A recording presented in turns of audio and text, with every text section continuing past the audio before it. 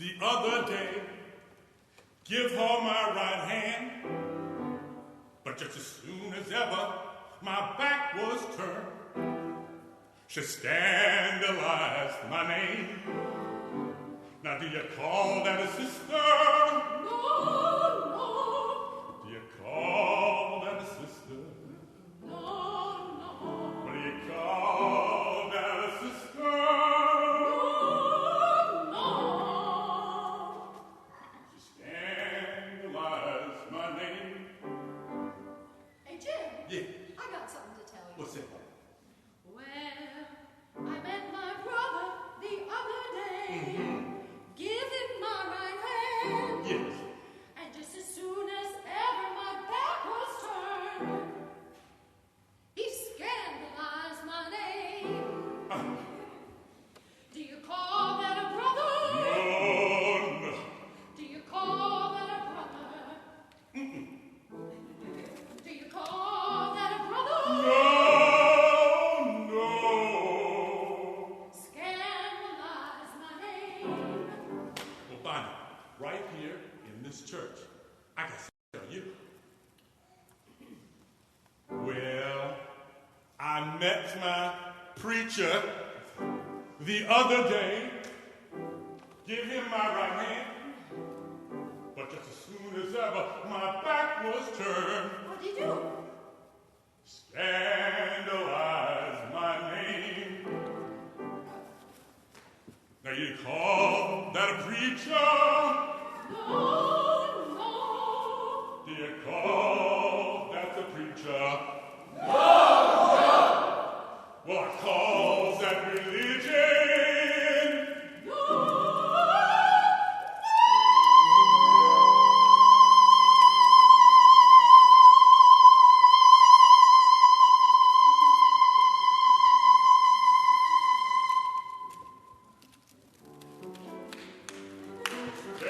Scandalize my name.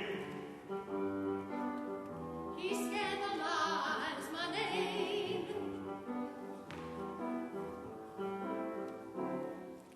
They scandalized my name.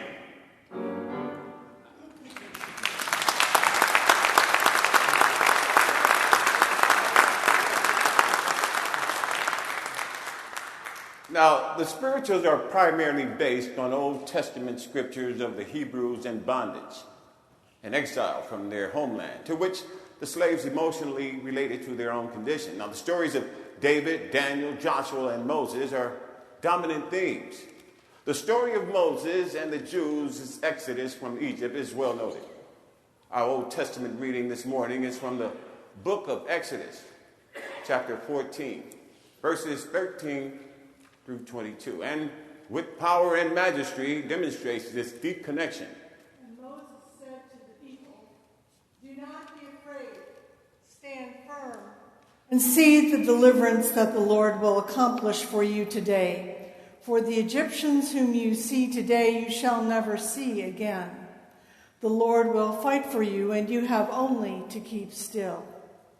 Then the Lord said to Moses, "Why do you cry out to me? Tell the Israelites to go forward.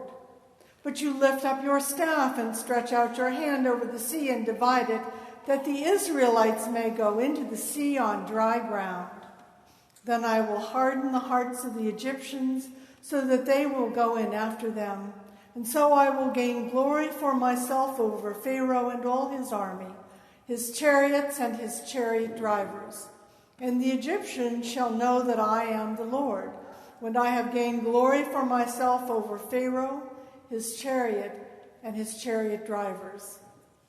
The angel of the Lord, who was going before the Israelite army, moved and went behind them. And the pillar of cloud moved from in front of them and took its place behind them. It came between the army of Egypt and the army of Israel. And so the cloud was there with the darkness, and it lit up the night. One did not come near the other all night. Then Moses stretched out his hand over the sea. The Lord drove the sea back by a strong east wind all night, and turned the sea into dry land, and the waters were divided. The Israelites went into the sea on dry ground. The waters formed a wall for them on their right and on their left. The New Testament record of the life and death of Jesus was the rock upon which slaves built their strength, courage, and faith.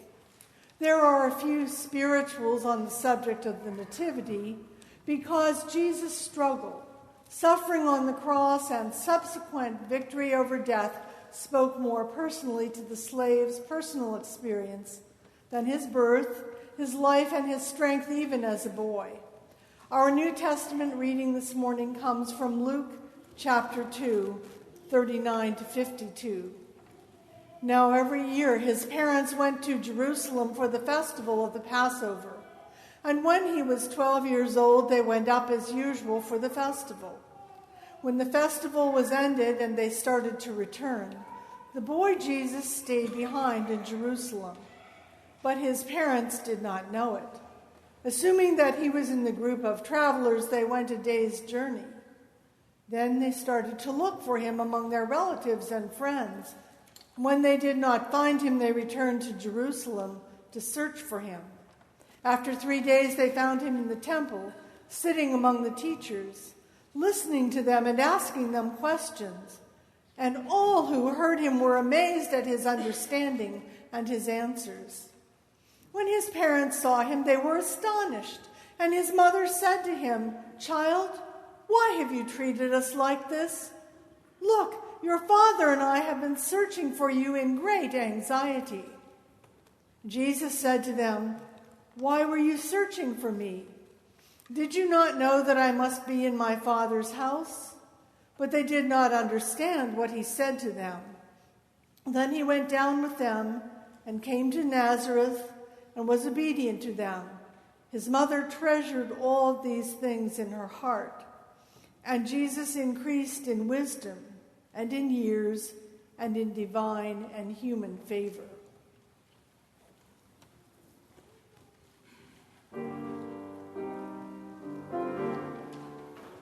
Little boy, how old are you?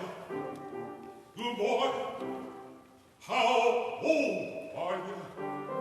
Little boy, how old are you? Sir, I'm only 12 years old. This little boy had them to remember. He was born 25th of December. Doctors and lawyers were amazed. They had to give little boy the parade. Little boy, how old are you? Little boy, how old are you? Little boy, how old are you? Sir, I'm only 12 years old.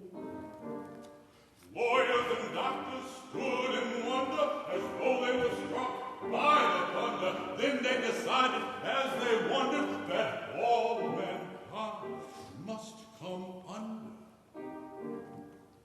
Little boy, how old are you?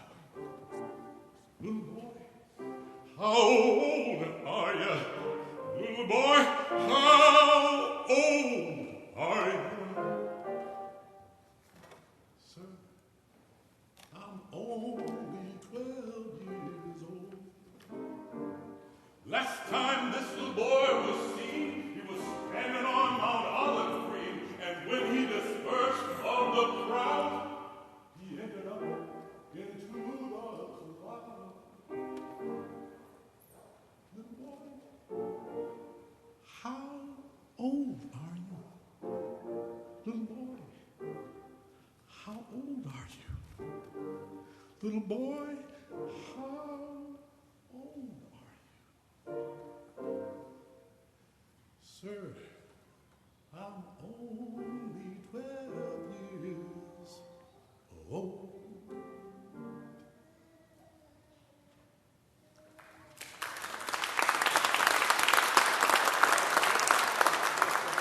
Now, the African slaves were descendants of a strong and powerful race of people. verbal and physical expression of their pain and suffering was not only not allowed as slaves, but bearing their suffering was their last vestige of dignity. So the slaves found release in singing of these feelings in plaintive, mournful words and melodies.